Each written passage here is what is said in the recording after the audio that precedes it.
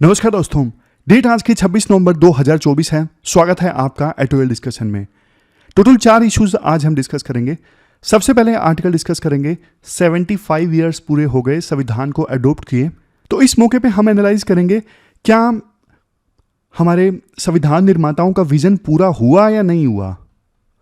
फिर नीचे यहाँ पे अच्छा आर्टिकल है, हम हमेशा ना फाउंडिंग फादर बोलते हैं, क्यों भाई हम फाउंडिंग मदर क्यों नहीं बोलते। पहली चीज, फाउंडिंग मदर्स का क्या विजन था देश के संविधान में, तो ये भी हम डिस्कस करेंगे। फिर यहां पे एक आर्टिकल, बाकू जो कॉन्फ्रेंस हो रही थी ना क्लाइमेट चेंज से संबंधित, खत्म हो गई है, क्या रिजल्ट निकल के आया। और लास्ट में फिर एक आर्टिकल नवजोत सिंह सिद्धू से संबंधित डिस्कस करेंगे। उन्होंने ना कैंसर के इलाज के लिए कुछ घरेलू नुस्खे बताए, तो इससे क्या नुकसान हो सकता है समाज को, क्या क्या डायमेंशन इन्वॉल्व है, वो हम डिस्कस करेंगे। लेकिन डिस्कशन स्टार्ट करने से पहले आपसे ना एक थॉट प्रोवोकिंग क्वेश्चन मैं पूछना चाहता हूं। हैप्पीनेस डायलेमा, आप क्या चाहते हो, हमारा समाज कैसा होना चाहिए। क्या देखो, हमारे समाज में इक्वल मॉडरेट हैप्पीनेस होनी चाहिए। इक्वल मॉडरेट हैप्पीनेस मतलब समाज में जितने भी लोग हैं ना, सबको सिमिलर हैप्पीनेस प्राप्त हो, चाहे कोई वो सिंगर हो, टीचर हो, पॉलिटिशियन हो, एंटरप्रेन्योर हो, कुछ भी हो, कोई सबको ना, सब इक्वली खुश हों। हैप्पीनेस स्केल में सबके पास में ना, आप मान लीजिए 7 में से 10 पॉइंट हो हैप्पीनेस के, सब इक्वली खुश हों। ऐसा नहीं कोई ज्यादा खुश कोई कम खुश। क्या आप ऐसा समाज चाहते हो, या देखो आप ऐसा समाज चाहते हो जिसमें ओवरऑल हैप्पीनेस ज्यादा हो, मतलब सबकी हैप्पीनेस अगर जोड़ देना तो ओवरऑल हैप्पीनेस ज्यादा हो, लेकिन हैप्पीनेस का जो डिस्ट्रीब्यूशन है ना वो अनइवन है। मतलब कुछ लोग तो ऐसे हों हैप्पीनेस के स्केल में जिनके पास हैप्पीनेस हो 9 में से 10, जैसे सक्सेसफुल एंटरप्रेन्योर्स हैं, या फिर एक्टर एक्ट्रेसेस हैं जिनको लाइफ ने बहुत कुछ दिया है, उनको हैप्पीनेस में से 10 में से 9। लेकिन कुछ लोग जो सिंपल जॉब कर रहे हैं और जो अपनी ड्रीम्स को फुलफिल करने में अभी स्ट्रगल कर रहे हैं, जैसे यूपीएससी एस्पायरेंट्स हैं, उनको हैप्पीनेस के स्केल में मार्क्स दिए जाएं 4 में से 10, मतलब उनकी हैप्पीनेस थोड़ी कम होनी चाहिए, और जो एंटरप्रेन्योर हैं उनकी हैप्पीनेस ज़्यादा होनी चाहिए, और ओवरऑल हैप्पीनेस ज़्यादा। अगर सबकी जोड़ोगे तो ओवरऑल हैप्पीनेस ज़्यादा। ये दूसरा सिनेरियो है। तीसरा सिनेरियो, या फिर आप चाहते हो मेरिट बेस्ड हैप्पीनेस का सिस्टम। मेरिट बेस्ड हैप्पीनेस मतलब जिसके जितने ज्यादा एफर्ट्स, जिसकी जितनी ज्यादा स्किल, जो समाज में जितना ज्यादा कंट्रीब्यूट करेगा उसकी उतनी ज्यादा हैप्पीनेस। जैसे एक टीचर है जो दिन रात मेहनत करता है अपने स्टूडेंट्स की लाइफ को इंप्रूव करने के लिए, उसका हैप्पीनेस स्केल में ज्यादा 10/10 या फिर 9/10। एक कम्युनिटी वॉलंटियर है जो लोगों की हेल्प करता है, हैप्पीनेस स्केल में उसका ज्यादा। रिसर्चर है जो अलग अलग डिस्कवरीज करता है, समाज में कंट्रीब्यूट करता है, उसकी हैप्पीनेस ज्यादा। लेकिन वो लोग जो कुछ करते ही नहीं है, मिनिमल एफर्ट है, उनकी 1/10। ऐसे इंडिविजुअल्स जो समाज में कुछ कंट्रीब्यूट नहीं करते, उनकी भी 1/10 या फिर 2/10। तो आप बताओ आपको कौन सा सिनेरियो सबसे बेस्ट लगता है, ए, बी या सी। ये क्वेश्चन पूछा हुआ है, यूपीएससी के बोर्ड ने ना ये क्वेश्चन पूछा था। तीनों में से कौन सा सिनेरियो आपको बेस्ट लगता है, कैसा समाज आप चाहते हो। लॉजिक जरूर दीजिएगा। अगर सिर्फ आप यूं लिखोगे ना कमेंट बॉक्स में ए, बी, सी, इसका मतलब ये जो पूरा पर्पस है आपको थॉट प्रोवोकिंग क्वेश्चंस पूछने का, वो पर्पस डिफीट हो गया। क्योंकि मेन तो लॉजिक ही है ना, आंसर चाहे आप कुछ भी दो, कैसे सब्सटेंशिएट करते हो ये मैटर करता है एथिक्स के पेपर में।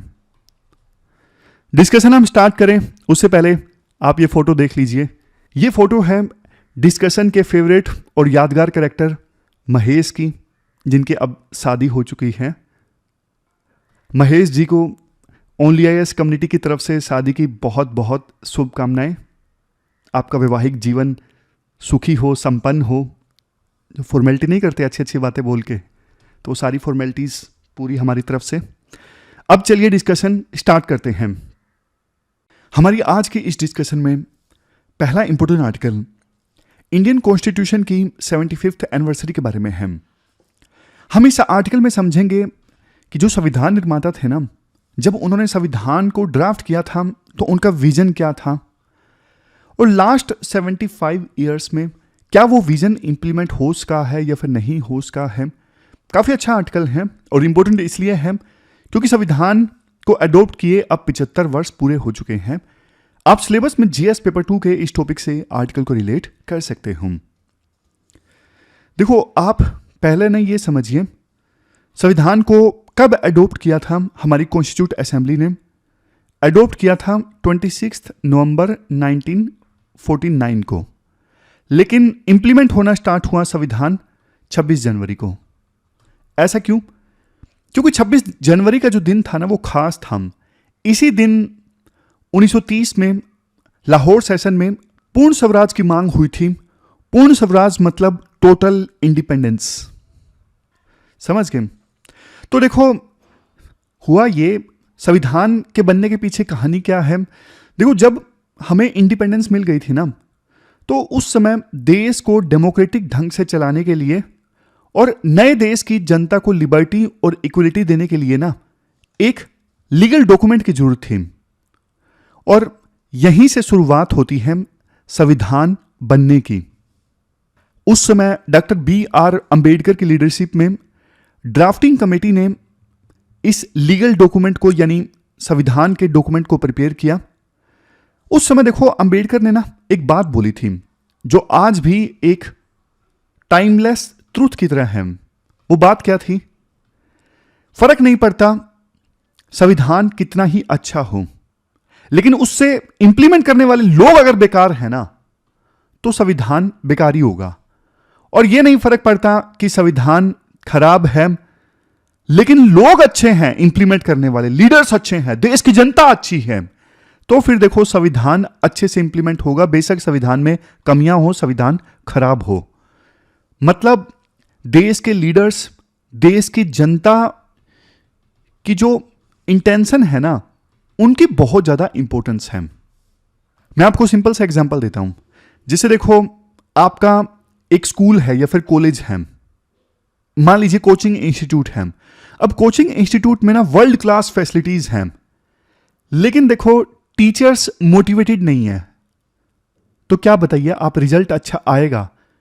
टीचर्स छोड़िए, आप स्टूडेंट्स भी मान लीजिए, अगर टीचर्स और स्टूडेंट्स मोटिवेटेड नहीं है, बाकी कोचिंग इंस्टीट्यूट का इंफ्रास्ट्रक्चर बहुत जबरदस्त है, तो क्या रिजल्ट अच्छा होगा? नहीं होगा। तो डॉक्टर अंबेडकर ने एक और वार्निंग दी थी उस समय। अंबेडकर जी की ये जो वार्निंग थी काफी ज्यादा क्रिटिकल थी। उन्होंने बोला था, हम देखो एक इंपॉर्टेंट ईरा में एंटर कर रहे हैं जहां पर देखो सोसाइटी में ना कॉन्ट्राडिक्शंस हैं। कॉन्ट्राडिक्शंस कैसे? कॉन्ट्राडिक्शंस देखो ऐसे, एक तरफ संविधान के इंप्लीमेंट होने के बाद पॉलिटिकल इक्वलिटी आ गई है, 1 पर्सन 1 वोट 1 वैल्यू का अधिकार मिल गया है सबको, चाहे अमीर हो गरीब हो कोई भी हो, पॉलिटिक्स में सब सेम है, सबको इलेक्शन लड़ने का अधिकार, सबको वोट देने का अधिकार और सबका वोट इक्वल, मतलब पॉलिटिकल इक्वलिटी आ गई, लेकिन सोशल और इकोनॉमिक इक्वलिटी नहीं आई थी। सोशल और इकोनॉमिक इक्वलिटी मतलब समाज में देखो जात पात के नाम पे डिस्क्रिमिनेशन बहुत ज्यादा हो रहा था आजादी के बाद। और अंबेडकर ने यह बोला था कि देखो सोसाइटी में जब तक ये जात पात, ऊंच जात नीच जात चलता रहेगा तो मतलब सोशल इक्वलिटी नहीं है। और दूसरी तरफ इकोनॉमिक इक्वलिटी भी नहीं थी, क्योंकि अमीर और गरीब के बीच में खाई काफी ज्यादा थी, वेल्थ गैप काफी ज्यादा था। और जब हम सोशल इक्वलिटी की बात करते हैं ना, देखो सिर्फ आप इसे कास्ट से मत जोड़िएगा, समाज में और भी सेक्शंस आते हैं, धर्म के नाम पे इक्वलिटी या फिर जेंडर के नाम पे इक्वलिटी, पैट्रियार्की काफी ज्यादा थी। तो उनका कहने का मतलब यह था सोसाइटी में इक्वलिटी नहीं है और ना ही इकोनॉमी में इक्वलिटी है, जबकि संविधान ने पॉलिटिक्स में इक्वलिटी को इंप्लीमेंट कर दिया है। तो ये हुई कॉन्ट्राडिक्शंस। इसके बाद राइटर डायमेंशन ऐड करते हैं फ्रेटर्निटी। फ्रेटर्निटी मतलब भाईचारा। फ्रेटर्निटी को हम ऐसे भी देख सकते हैं कि जनता में ना वननेस की फीलिंग, वननेस मतलब देश की जनता में ना ये फीलिंग हो कि हम एक जैसे हैं। अंबेडकर ने देखो ये कहा था, समाज में कास्ट के नाम पे जो डिविजन्स है ना, कास्ट के नाम पे जो डिविजन्स हैं, धर्म के नाम पे जो डिविजन्स हैं, इनसे ना फ्रेटर्निटी कमजोर होती है, भाईचारा कमजोर होता है। मैं आपको एग्जांपल देता हूं। जब देखो क्रिकेट मैच हम देखते हैं ना, तो हम सब एक हो जाते हैं, लेकिन जैसे ही मैच खत्म होता है ना, फिर हम कास्ट के नाम पे, धर्म के नाम पे बट जाते हैं। और आप इलेक्शंस में देखते हो कैसे पॉलिटिकल लीडर्स जो है, कुछ पॉलिटिकल पार्टीज कास्ट के नाम पे मोबिलाइज करती हैं, वो कास्ट सेंसस की बात करेंगी, लेकिन कुछ पॉलिटिकल पार्टीज धर्म के नाम पे मोबिलाइज करती हैं जनता को, वो धर्म की बात करेंगी, हमारा धर्म खतरे में है। तो इससे फ्रेटर्निटी कमजोर होती है, भाईचारा कमजोर होता है। अब देखो अगला क्वेश्चन ये रेज किया जाता है आर्टिकल में कि अब देखो संविधान को बने 75 ईयर्स पूरे हो गए, तो क्वेश्चन ये उठता है, क्या हम अंबेडकर के सपनों को पूरा कर पाए हैं? जैसा सपना उन्होंने संजोया था, क्या हम वो कर पाए हैं? थोड़ा ना फैक्चुअल बेसिस पे हम समझते हैं। सबसे पहले बात करते हैं इक्वालिटी की। क्या हम इक्वालिटी ला पाए हैं? देखो भारतीय संविधान में ना आर्टिकल 17 है। आर्टिकल 17 ने अनटचेबिलिटी को तो पूरी तरह से खत्म कर दिया, और ये बहुत ज्यादा रेवोल्यूशनरी स्टेप था। कैसे इसे इन्फोर्स किया गया? आर्टिकल 17 को इंप्लीमेंट करने के लिए बाद में जैसे SC/ST एट्रोसिटीज एक्ट आया, कोई SC या ST कम्युनिटी के मेंबर पे एट्रोसिटी करता है तो सजा का प्रावधान किया गया, तो इससे फायदा हुआ। इसके अलावा रिजर्वेशन का प्रोविजन किया गया इक्वलिटी लाने के लिए। इनिशियली देखो SC और ST के लिए रिजर्वेशन का प्रोविजन किया गया था ताकि उन्हें इक्वल अपॉर्चुनिटी मिले, बाद में इसे OBC तक भी एक्सटेंड कर दिया गया। क्यों इंपॉर्टेंट है ये? क्योंकि देखो OBCs को इसलिए दिया गया क्योंकि सोशल बैकवर्डनेस को भी एड्रेस करना जरूरी था। लेकिन आज के समय में आपको भी पता है रिजर्वेशन एक बहुत ज़्यादा सेंसिटिव टॉपिक है। अलग अलग डिबेट्स रिजर्वेशन के बारे में चलती है कि जिन लोगों को रिजर्वेशन की जरूरत नहीं है वही बार बार फायदा उठा रहे हैं, और जिनको एक्चुअल में जरूरत है वो रिजर्वेशन का फायदा नहीं उठा पा रहे हैं। और देखो इससे भी ज़्यादा एक चीज़ आप देखिए, कास्ट सेंसस। आज के समय में आपने देखा होगा कि कुछ पॉलिटिकल पार्टीज कास्ट सेंसस की डिमांड कर रही हैं। उनका यह मानना है अभी जो एग्जिस्टिंग पॉलिसीज है ना, चाहे वो रिजर्वेशन है या फिर दूसरी पॉलिसीज हैं, वो एक्यूरेट डेटा के बिना कंटिन्यू नहीं रह सकती। मतलब एक्यूरेट डेटा कितना है विभिन्न कास्ट का, उसके हिसाब से फिर ये जो पॉलिसीज है ना, जैसे रिजर्वेशन जैसी, वो दोबारा से रीफ्रेम किया जाए। मतलब किसी कास्ट के लोगों की संख्या ज्यादा है, फॉर एग्जांपल SC कम्युनिटी के लोगों की संख्या ज्यादा है, तो उन्हें ज्यादा रिजर्वेशन दिया जाए। लेकिन देखो यहां पे ना इक्वालिटी और फ्रेटर्निटी के बीच में ना टकराव है। टकराव कैसा है? हमने ये सारे एग्जाम्पल डिस्कस किए, caste census, reservation, abolition of untouchability, ये सब क्या है? ये सब कोशिश है इक्वालिटी लाने की, है या नहीं? है। लेकिन देखो जब हम इक्वालिटी लाने की कोशिश करते हैं तो फ्रेटर्निटी कमजोर होती है। कैसे कमजोर होती है? देखो वैसे तो नेशनल इवेंट्स जैसे कारगिल में वार हुआ, गलवान वैली में क्लैशेस हुए, अब इनसे कॉमन इंडियन आइडेंटिटी जो है ना वो और ज्यादा मजबूत हुई। लेकिन जैसे मैंने आपको बताया, वोट बैंक पॉलिटिक्स और कास्ट के बेस पे जब पॉलिटिकल पार्टीज जनता को मोबिलाइज करती है ना, तो इससे फिर फ्रेटर्निटी कमजोर होती है। आप ना एक क्लासिकल एग्जाम्पल लीजिए। क्लासिकल एग्जाम्पल कौन सा? Reservation versus fraternity. Reservation versus fraternity. अब दोनों के बीच में टकराव कैसे है आप समझिए। देखो सोशियोलॉजिस्ट दीपांकर गुप्ता ये कहते हैं, रिजर्वेशन सिस्टम ने ना कास्ट आइडेंटिटी को ना परप्यूचुएट कर दिया है। मतलब विभिन्न कम्युनिटीज को रिजर्वेशन दिया गया है, लेकिन देखो इससे ना कास्ट आइडेंटिटी फिर खत्म होगी ही नहीं हमारे समाज से। जबकि अंबेडकर ये चाहते थे, मैंने पहले आपको बताया, कि कास्ट आइडेंटिटी खत्म हो जाए। लेकिन रिजर्वेशन की वजह से, रिजर्वेशन किस लिए लाया गया था? इक्वालिटी के लिए। लेकिन रिजर्वेशन की वजह से ये आइडेंटिटी कभी हमारे समाज से खत्म ही नहीं होगी, ये परपेचुएट हो गई है, चलती रहेगी चलती रहेगी चलती रहेगी। अगर कास्ट आइडेंटिटी चलती रहेगी तो समाज में भाईचारा कैसे आएगा? समाज में वननेस की फीलिंग कैसे आएगी? फिर यहां पे यही टकराव है रिजर्वेशन और फ्रेटर्निटी के बीच में। इसके बाद राइटर ये बोलते हैं, देखो पिछले 75 ईयर्स में ना संविधान के साथ में ना एक इमोशनल अटैचमेंट सा पैदा हो गया है सबका। और लास्ट 75 ईयर्स में ना संविधान में 106 कॉन्स्टिट्यूशनल अमेंडमेंट्स आए हैं। मतलब बदलते समय के हिसाब से संविधान भी अपने आप को अडेप्ट कर रहा है, जो कि एक अच्छी चीज़ है। हमारे संविधान निर्माताओं ने सोचा था कि संविधान एक लिविंग डॉक्यूमेंट होना चाहिए, जो कि सच साबित हुआ है।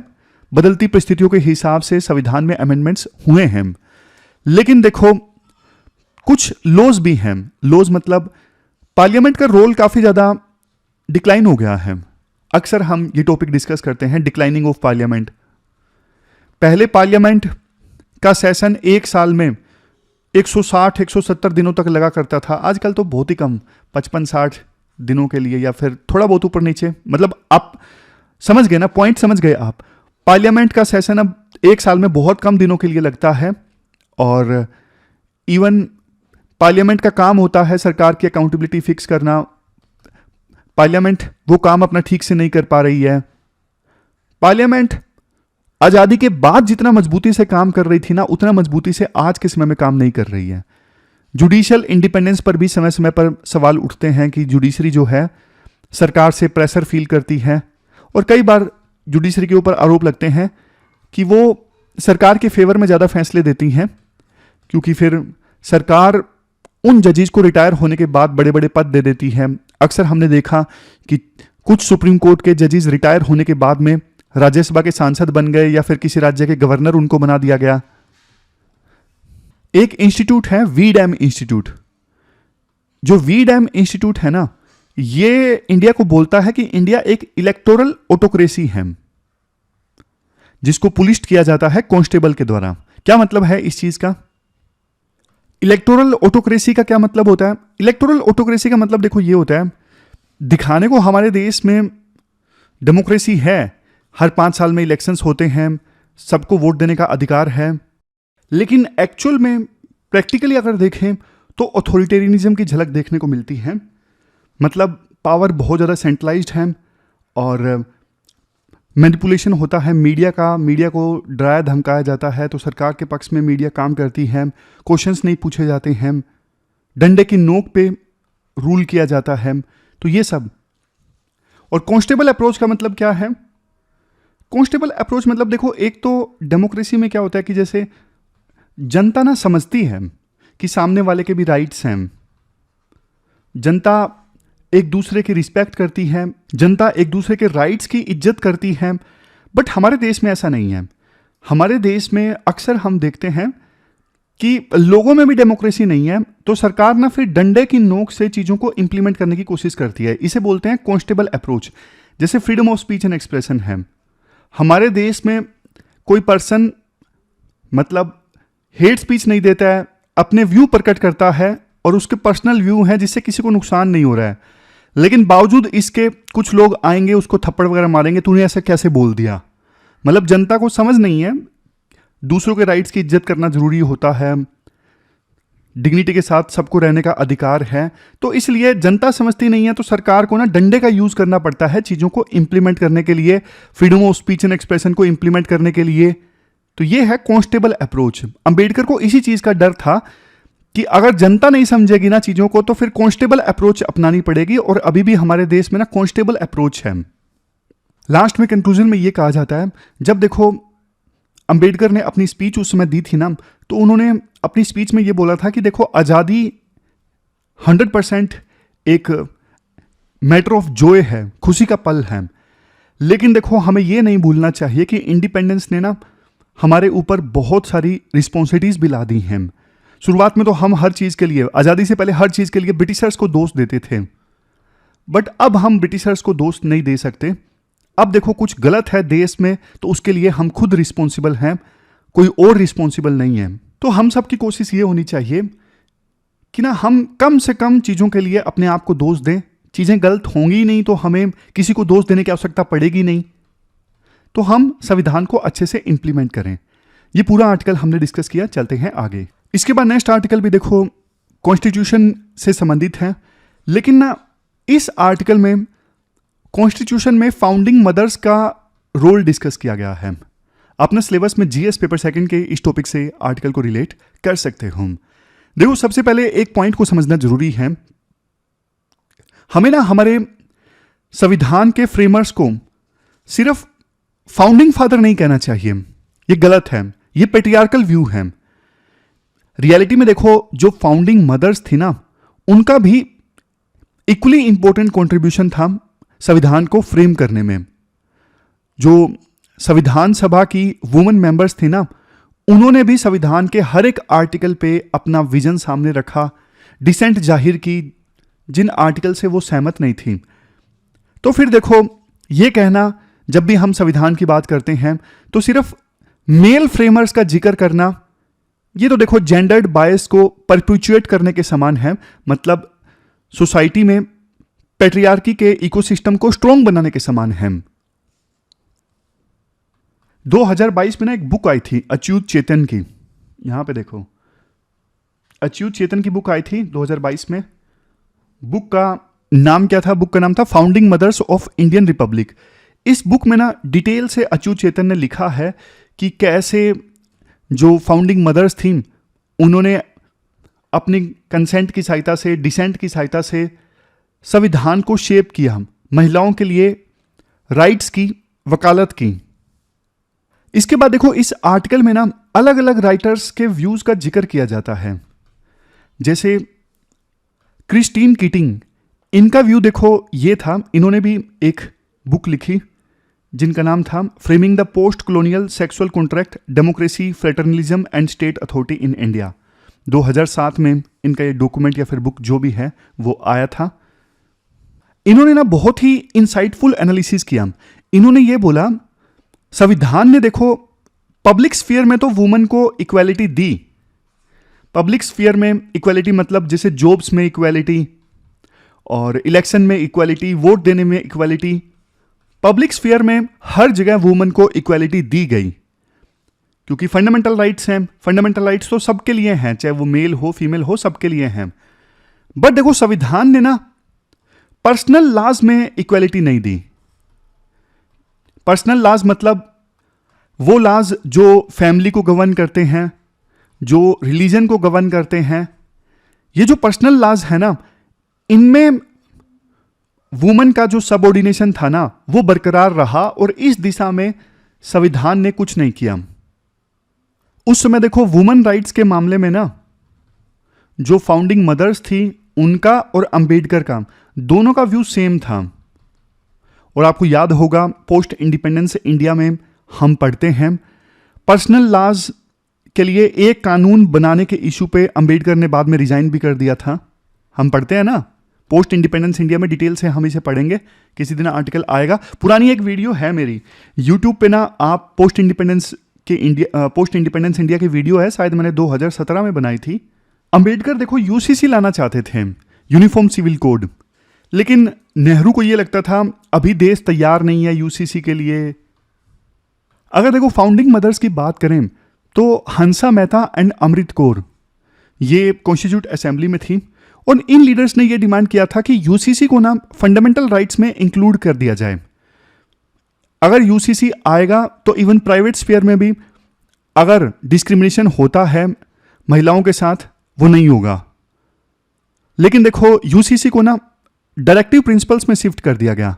तो इसके बाद इन वुमेन लीडर्स ने इंश्योर किया कि फिर देखो डायरेक्टिव प्रिंसिपल्स का जो प्रीएम्बल है ना, यानी आर्टिकल 36, उसमें यह लिखा जाए कि स्टेट की ड्यूटी है कानून बनाने में डीपीएसपीस का यूज किया जाए। लेकिन देखो, ये तो निराशा की बात है कि संविधान एडॉप्ट किए 75 ईयर्स हो गए, लेकिन अभी भी हमारे देश में यूसीसी नहीं आया। अगर यूसीसी आ जाता है, यूसीसी का एम क्या है? यूसीसी का एक एम जो उस समय सोचा गया था वो ये था कि फैमिली में या फिर धर्म में जो जेंडर इनजस्टिस होता है ना, मतलब महिलाओं के साथ में भेदभाव होता है, उनका सप्रेशन होता है, उसे रोका जा सके। इसके बाद आर्टिकल में बोला जाता है हंसा मेहता और अमृत कौर जो हमारी फाउंडिंग मदर है ना, इन्होंने एक और इशू पे आवाज उठाई थी। क्या था वो इशू?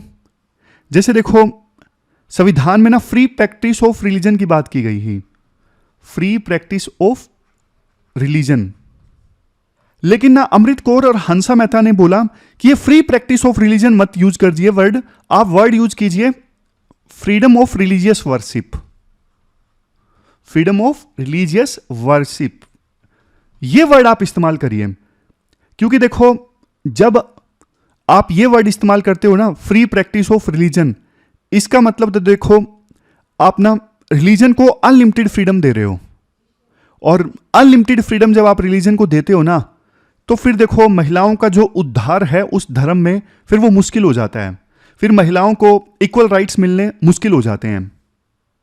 अमृत कौर ने ये बोला भी था उस समय कि अगर देखो आप अनलिमिटेड रिलीजियस फ्रीडम दोगे ना, तो जो एग्जिस्टिंग कानून है ना, जैसे शारदा एक्ट है, चाइल्ड मैरिज को जिसमें एबोलिश किया गया था, या फिर विडो रीमैरिज एक्ट है जिसमें विडो को दोबारा से शादी करने का अधिकार मिला था, ये जो एक्ट्स है ना वो इनवैलिडेट हो सकते हैं अगर आप अनलिमिटेड रिलीजियस फ्रीडम देते हो तो। फिर लास्ट में देखो आर्टिकल में ये बोला जाता है, कमला देवी चट्टोपाध्याय, इन्होंने ये बोला था ये जो संविधान आया है ना, ये देखो एक नए युग की शुरुआत है, महिलाओं को इक्वलिटी और जस्टिस की गारंटी देता है ये नया संविधान। लेकिन देखो ये जो खुशी थी ये ज़्यादा नहीं टिक पाई। क्यों नहीं टिक पाई? 1974 में ना गवर्नमेंट ऑफ इंडिया की एक official report I towards equality, report of the committee on the status of women in India. इस रिपोर्ट में देखो यह पाया गया कि महिलाओं को इक्वलिटी और जस्टिस का जो प्रॉमिस दिया गया था ना संविधान ने, वो फुलफिल नहीं हुआ है सॉरी, वो फुलफिल नहीं हुआ है। आज भी देखो महिलाओं का जो पॉलिटिकल इंपावरमेंट है वो बहुत कम है। आप बड़ी डिसीजन मेकिंग की जो पोजीशंस देखोगे उसमें आपको बहुत कम महिलाएं दिखेंगी, नेग्लिजिबल प्रेजेंस आपको दिखेगा। जो पैट्रियार्कल स्ट्रक्चर्स हैं आज भी देखो समाज में ना बहुत गहराई से इस्टैब्लिश्ड हैं, इंट्रेंस्ड हैं, और ये जो पैट्रियार्किकल स्ट्रक्चर्स है ना जेंडर इक्वालिटी के सामने एक रुकावट है। तो ये पूरा आर्टिकल हमने डिस्कस किया। लास्ट में देखो राइटर यही बोलते हैं, संविधान को अडोप्ट हुए 75 ईयर्स पूरे हो गए, लेकिन आज ये मौका है हम सेल्फ इंट्रोस्पेक्शन करें कि संविधान ने महिलाओं को क्या कुछ दिया है, संविधान ने जो वादे किए थे महिलाओं को, क्या वो वादे पूरे हुए हैं? अगर नहीं हुए तो क्या किया जा सकता है उन वादों को पूरा करने के लिए? आप बताइए कमेंट बॉक्स में, क्या किया जा सकता है उन प्रोमिसेस को पूरा करने के लिए, और वास्तव में महिलाओं के लिए इक्वलिटी आए, महिलाओं के लिए जस्टिस इंश्योर हो पूरी तरह से। क्या स्टेप्स सरकार को लेने चाहिए? जैसे एक स्टेप मैं आपको बताता हूं, वुमेन रिजर्वेशन बिल सरकार लेकर आई, इसके अलावा क्या स्टेप्स लिए जा सकते हैं आप बताइए। इंटरव्यू बोर्ड में आपसे पूछ लिया जाए 5 ऐसी चीजें बताइए, तो कमेंट बॉक्स में आप बताइए। इसके बाद नेक्स्ट आर्टिकल देखो क्लाइमेट चेंज से संबंधित है। आप सिलेबस में जीएस पेपर 3 के इस टॉपिक से आर्टिकल को रिलेट कर सकते हो। देखो कॉन्फ्रेंस ऑफ पार्टीज की 29वीं जो मीटिंग है ना, United Nations framework convention on climate change के तहत, इस कन्वेंशन के तहत अजरबैजान के शहर बाकू में हुई थी। और जैसा कि हमने पहले डिस्कस किया था, एक इंपॉर्टेंट इशू पे डिस्कशन होना था, नेगोशिएशन होनी थी डेवलप कंट्रीज और डेवलपिंग कंट्रीज के बीच में। वो इशू ये था कि पेरिस क्लाइमेट चेंज एग्रीमेंट में तो ये बोला गया है कि 2025 तक $100 बिलियन हर साल डेवलप कंट्रीज डेवलपिंग कंट्री को देंगे। लेकिन 2025 तो आ गया, अगले साल 2025 है, तो इसके बाद क्या होगा? 2025 के बाद डेवलप कंट्री डेवलपिंग कंट्रीज को कितना मदद देंगे ताकि डेवलपिंग कंट्रीज भी नई नई क्लीन एनर्जी वाली टेक्नोलॉजी यूज कर सकें और क्लाइमेट चेंज से अडेप्ट कर सकें। तो इस पे नेगोशिएशन होना था। वैसे तो देखो डेवलप कंट्रीज ने अपने पुराने वादों को भी पूरा नहीं किया कि हम $100 बिलियन हर साल डेवलपिंग कंट्री को देंगे, पुराना वादा इन्होंने पूरा नहीं किया। लेकिन कम से कम चलो नया वादा तो करो। अब देखो होता क्या है, जब नेगोशिएशन होती है ना, आपने भी देखा होगा जब बार्गेनिंग होती है तो सामने वाली पार्टी ना बहुत ज्यादा डिमांड कर लेती है। जैसे 500 रुपए की चीज के ना 1000 रुपए मांग लिए, सामने वाला कम भी करवाएगा तो कितने कम करवा लेगा? 200 कम करवा लेगा, 300 कम करवा लेगा, कुछ तो फायदा हो। ऐसा होता है ना आमतौर पे। तो उसी प्रकार से देखो डेवलपिंग कंट्रीज ने ना डेवलप कंट्रीज से काफी ज्यादा मांग लिए थे।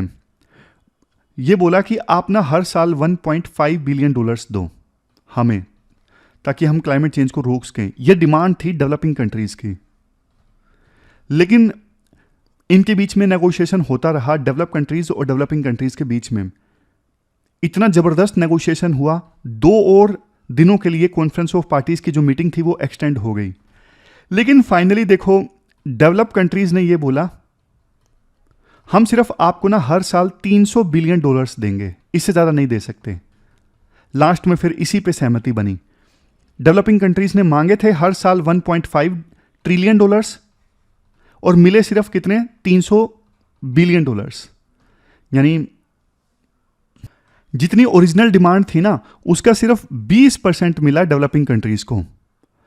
और 2035 तक ये लक्ष्य रखा गया है, 2035 तक, यानी 2025 से 35 के बीच में जो डेवलप कंट्रीज हैं हर साल डेवलपिंग कंट्रीज को $300 बिलियन देंगे। लेकिन इसमें एक दिक्कत ये है, इसमें पब्लिक इन्वेस्टमेंट भी होगी और प्राइवेट इन्वेस्टमेंट भी होगी। मतलब डेवलप कंट्रीज की कंपनीज ने अगर डेवलपिंग कंट्री में पैसे इन्वेस्ट किए तो वो भी काउंट होगा। ये गलत है। गलत क्यों है? क्योंकि देखो, सिर्फ ये पब्लिक इन्वेस्टमेंट होती तो डेवलपिंग कंट्रीज को पैसा तो मिलता ही, अफोर्डेबल ट्रांसफर ऑफ टेक्नोलॉजी भी होती डेवलप कंट्रीज से डेवलपिंग कंट्रीज में, और डेवलपिंग कंट्रीज में इंफ्रास्ट्रक्चर भी अच्छा बिल्ड होता। लेकिन ये नहीं माने। डेवलप कंट्रीज वाले बोले नहीं नहीं नहीं नहीं नहीं, $300 बिलियन सिर्फ सरकार की तरफ से नहीं, हमारी सरकार भी और हमारी प्राइवेट कंपनीज भी, दोनों का मिला के $300 बिलियन है। आपको भी पता है प्राइवेट कंपनीज ज़्यादा देती नहीं है और बस रिक्लासिफाई कर देती हैं कि देखो हमने दे दिया, हमने थोड़ा सा यहाँ पे बिजनेस इस्टेब्लिश किया तो ये भी इन्वेस्टमेंट है। मतलब हमने एक आर्टिकल डिस्कस किया था जिसमें हमने ये डिस्कस किया था कि डेवलपिंग कंट्री को पैसा मिलता नहीं है, पुरानी इन्वेस्टमेंट को ही रिक्लासिफाई कर दिया जाता है कि देखो ये इन्वेस्टमेंट थी $100 बिलियन में काउंट होगी। तो उसमें राइटर ये बोल रहे थे कि भैया सही ढंग से क्लासिफिकेशन होना चाहिए कि जो ये डेवलप कंट्रीज को $100 बिलियन की मदद करनी है इसमें क्या क्या आएगा। अदरवाइज आप तो कुछ भी करके हर एक चीज को ये बोल दोगे कि देखो ये $100 बिलियन में काउंट होगा। समझे? तो ये पॉइंट है। और दोनों मिलके, डेवलप कंट्री और डेवलपिंग कंट्री दोनों मिलके 2035 तक हर साल $1.3 ट्रिलियन इन्वेस्ट करेंगे क्लाइमेट चेंज को एड्रेस करने के लिए। देखो, कायदे से ना आपको भी पता है रिस्पॉन्सिबिलिटी डेवलप कंट्रीज की बनती है, क्योंकि पास्ट में देखो यही देश जिम्मेदार हैं एमिशन के लिए, जिसकी वजह से आज क्लाइमेट चेंज का नेगेटिव इम्पैक्ट देखने को मिल रहा है।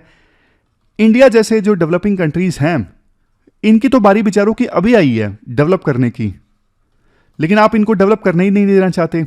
इनको तो आप डेवलप करने से पहले ही बोल रहे हो नहीं नहीं नहीं, फॉसिल फ्यूल मत इस्तेमाल कीजिए, आप भी एमिशन कम कीजिए, अगर हम कर रहे हैं तो वो बात होगी ना भाई, आपने तो डेवलपमेंट कर लिया। जब आप डेवलपमेंट कर रहे थे तो अंधाधुंध एमिशन आपने किया, उसका नेगेटिव इंपैक्ट आज हो रहा है और आज आप सबको रोक रहे हो कि आप मत करो, आप मत करो। तो कम से कम आप मदद तो करो ना डेवलपिंग कंट्री की, आप मदद भी करने को तैयार नहीं हो।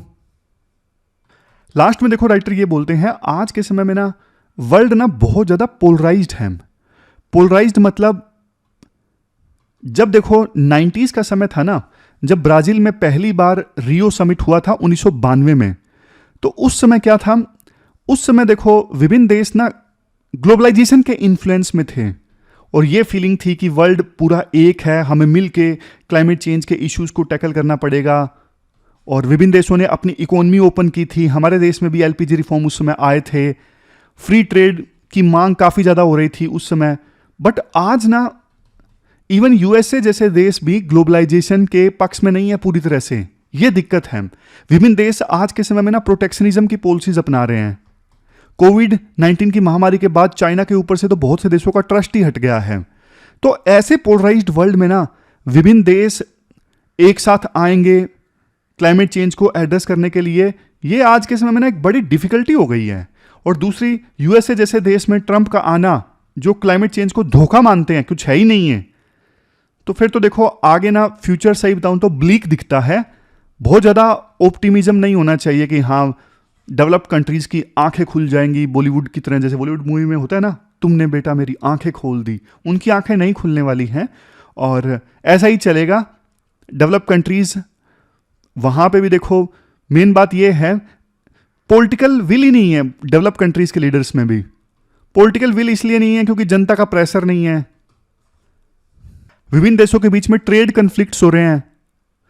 जब देखो ट्रेड कन्फ्लिक्ट्स हो रहे हैं तो एक डेवलपिंग कंट्री को पैसा देने के लिए कैसे तैयार हो जाएगा? तो बहुत पोलराइज्ड वर्ल्ड है, इसलिए क्लाइमेट चेंज उसकी बलि चढ़ता जा रहा है। लास्ट में राइटर ये बोलते हैं, बातें देखो बहुत हो गई, मीठी बातें, क्लाइमेट चेंज को एड्रेस करेंगे, पॉलिटिकल पोस्चरिंग भी बहुत हो गई, लेकिन हमें क्या चाहिए? हमें चाहिए full transformative action. Full transformative action की आवश्यकता है, सिर्फ बातों की आवश्यकता नहीं है। यह पूरा आर्टिकल हमने डिस्कस किया।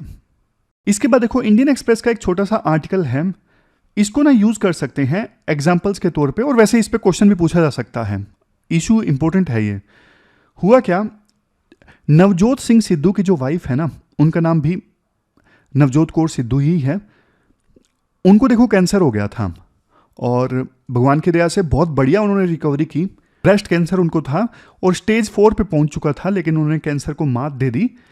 लेकिन देखो कॉन्फ्रेंस एक की गई नवजोत सिंह सिद्धू और उनकी वाइफ के द्वारा, जिसमें ना नवजोत सिंह सिद्धू ने कुछ घरेलू नुस्खों का जिक्र किया कि इन्होंने कैंसर को हराया, जैसे नीम के पत्ते हैं या फिर मिल्क है या फिर कोकोनट की चटनी है। बेसिक चीज़ें, मतलब आपको जानने की भी जरूरत नहीं है कौन से घरेलू नुस्खों की उन्होंने बात की, आप पॉइंट समझिए। तो नवजोत सिंह सिद्धू ने ये बोला, ये जो घरेलू नुस्खे हैं ना, इनसे कैंसर का इलाज हो सकता है, क्योंकि ना इस प्रकार की डाइट से ना जो कैंसर सेल है ना, उनको कार्बोहाइड्रेट्स नहीं मिलेगा और वो मर जाएंगे।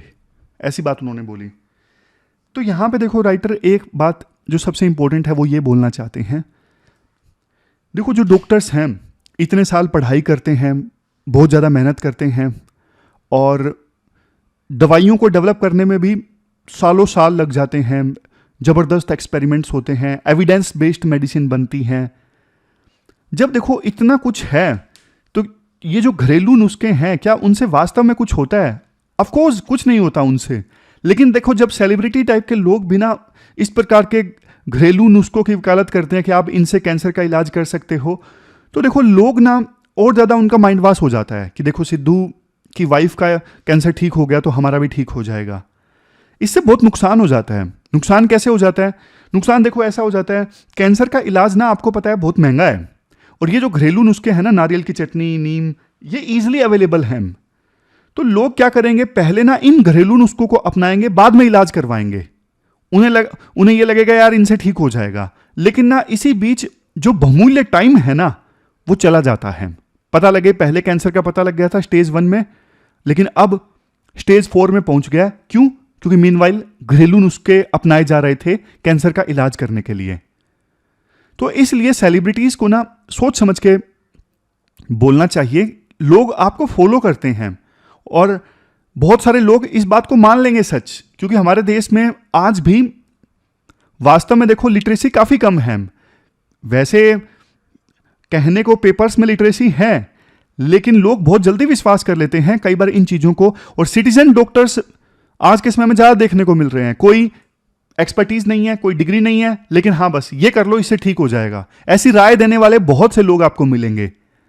लेकिन देखो इन्हीं चीजों से ना फिर एंटी माइक्रोबियल रेसिस्टेंस भी बढ़ता है फालतू की दवाइयां बार बार लेने से।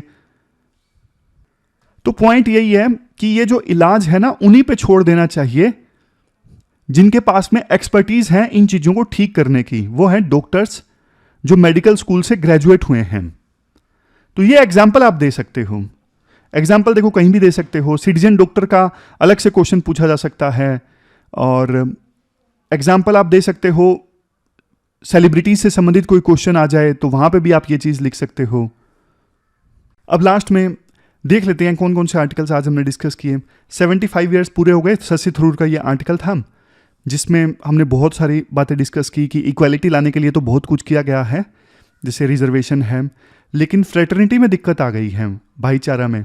आज भी लोग कास्ट धर्म के नाम पे डिवाइडेड हैं और पॉलिटिकल लीडर्स भी मोबिलाइज करते हैं जनता को। तो इसकी वजह से वननेस की फीलिंग जो देश में आनी चाहिए थी ना, वो नहीं आ पा रही है। और रिजर्वेशन की बात की गई, रिजर्वेशन से फायदा हुआ, इक्वालिटी आई, लेकिन देखो रिजर्वेशन की वजह से फ्रेटर्निटी नहीं आ पाई, क्योंकि कास्ट की जो आइडेंटिटी थी ना वो परपिचुएट कर गई, परमानेंटली स्टैब्लिश हो जा रही है जब तक रिजर्वेशन है। फिर हमने फाउंडिंग मदर्स वाला ये आर्टिकल डिस्कस किया था, ये समरी मैं अलग से डाल देता हूं टेलीग्राम चैनल पे, आप देख सकते हो। जब भी हम बात करते हैं फाउंडिंग फादर्स की बात करते हैं, फाउंडिंग मदर्स की बात क्यों नहीं करते, ये सबसे बड़ी दिक्कत है। फिर देखो क्रिस्टीन कीटिंग ने एक बात बोली थी कि संविधान बना ना, संविधान ने ना पब्लिक स्फीयर में तो महिलाओं को इक्वालिटी दी लेकिन प्राइवेट स्फीयर में नहीं दी, यूसीसी नहीं आया। अमृत कौर और हंसा मेहता, इन्होंने बहुत कोशिश की यूसीसी लाने की, अंबेडकर की भी यही सोच थी यूसीसी लाया जाए, लेकिन यूसीसी नहीं आ पाया। तो फाइनली इन्होंने डीपीएसपी के प्रियम्बल में ये लिखवाया, डीपीएसपी का ध्यान रखा जाएगा लॉज बनाने में। बाद में देखो एक रिपोर्ट का भी जिक्र किया गया। वैसे कमला देवी चट्टोपाध्याय ने यह बोला महिलाओं के लिए नई शुरुआत है, एक नया जन्म है संविधान, क्योंकि ये महिलाओं को इक्वालिटी और जस्टिस की गारंटी देता है। लेकिन 74 में रिपोर्ट आई जिसमें बोला गया कि महिलाओं के लिए अभी भी इक्वालिटी नहीं है, डिसीजन मेकर्स में महिलाओं का स्थान बहुत कम है। फिर देखो क्लाइमेट चेंज नेगोशिएशन की हमने बात की, मांगे थे डेवलपिंग कंट्रीज ने 1.5 ट्रिलियन डॉलर, मिले सिर्फ 300 बिलियन डॉलर। डेवलप कंट्री अपनी रिस्पॉन्सिबिलिटी से बैक ट्रैक कर रहे हैं, पीछे हट गए हैं। और क्योंकि 300 बिलियन डॉलर में भी सारी पब्लिक इन्वेस्टमेंट नहीं होगी, पब्लिक प्लस प्राइवेट इन्वेस्टमेंट है। तो राइटर बोलते हैं कि देखो आज वर्ल्ड एकजुट नहीं है क्लाइमेट चेंज के मामले में, वर्ल्ड पोलराइज्ड है, ग्लोबलाइज्ड नहीं है, प्रोटेक्शनिज्म चल रहा है, ट्रेड वार चल रहे हैं।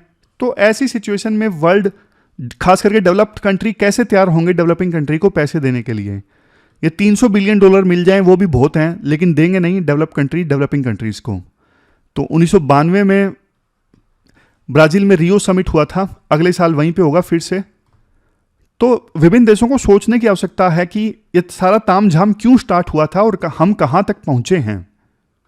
ये क्वेश्चन आपको अटेम्प्ट करना है, 15 मार्क्स का क्वेश्चन है, 250 वर्ड्स में आपको ये अटेम्प्ट करना है। जेंडर इक्वालिटी से संबंधित ये क्वेश्चन है, ये आप अटेम्प्ट कीजिए। तो ये थी हमारी आज की डिस्कशन। फिलहाल इस डिस्कशन में इतना ही है, मिलते हैं कल फिर से एक नई डिस्कशन के साथ। तब तक आप अपना ख्याल रखिए, अच्छे से पढ़िए। Thank you very much for discussion.